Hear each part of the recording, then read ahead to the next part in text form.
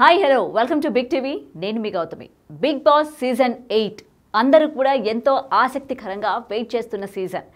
Big Boss season 7 వరకు చాలా ఎంటర్టైనింగ్గా అందరినీ కూడా ఆనందపరిచింది.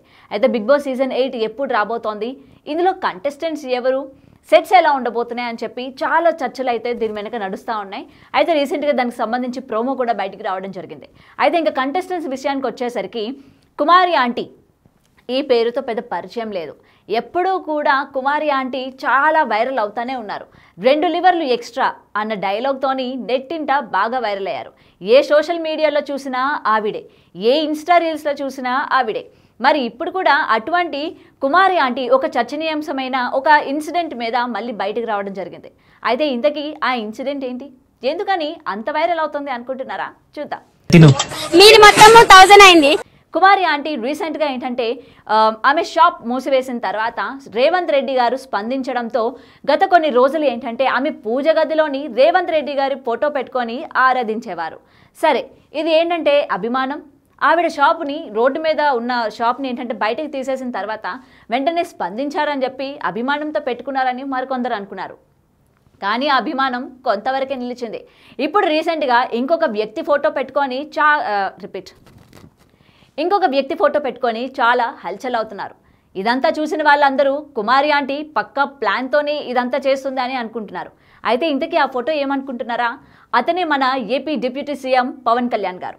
అయితే ప్రతి ఇంటర్వ్యూలోని పవన్ కళ్యాణ్ గారి ఫోటోను పెట్టుకొని ఆమె ప్రమోట్ చేస్తున్నారు. పవన్ కళ్యాణ్ గారు అంటే చాలా ఇష్టమని, ఆయన తన దేవుడని కూడా చెప్పుకుంటూ వస్తున్నారు. అయితే వీటన్నిటికీ కారణం బిగ్ బాసే అని కూడా చాలామందికి ఇప్పటికే అర్థమైంది. బిగ్ బాస్ హౌస్లోకి ఆమె ఎంటర్ అవ్వగానే పవన్ కళ్యాణ్ గారి అభిమానులు ఎవరైతే ఉన్నారో వాళ్ళందరి చేత ఆమె వైపు తిప్పుకోవాలని, వాళ్ళందరి చేత ఓట్లు వేయించుకోవాలని, అటు మెగా అభిమానుల ఓట్లు కూడా ఆమెకి హెల్ప్ అవుతాయని చెప్పి ఇక్కడ క్లియర్గా తెలుస్తోంది.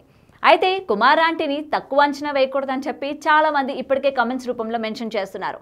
దీనికి కారణం కూడా ఇదే అని మనం పర్టికులర్గా చెప్పుకోవచ్చు. అయితే కుమార్ ఆంటీ గట్టి ప్లానే వేసింది.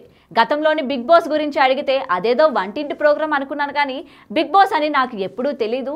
నేను మా పిల్లలని అడిగిన తర్వాత అమ్మ బిగ్ బాస్ అంటే ఇది, ఇలా ఉంటుంది, ఇంతమంది వెళ్తారు, ఇటువంటి గేమ్స్ ఆడతారు అని చెప్తే తెలుసుకున్నాను తప్ప నాకు నా సొంతంగా తెలీదు అని చెప్పుకొచ్చిన కుమార్ ఆంటీ ఇంత ప్లాన్ చేస్తుందా అని చాలామంది దీని మీద నెగిటివ్గా కమెంట్స్ చేస్తూ ఉన్నారనమాట.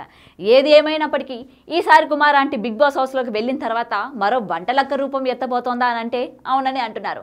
మరి గత సీజన్లోనే మనం చూసుకుంటే రైతు బిడ్డ అని చెప్పి సీజన్లోకి అంటే హౌస్లోకి అడుగుపెట్టి మొత్తం ప్రజలందరినీ కూడా అతని వైపు తిప్పుకొని టైటిల్ విన్ అయిన పల్లవి ప్రశాంత్ గురించి స్పెసిఫిక్గా చెప్పాల్సిన అవసరం లేదు.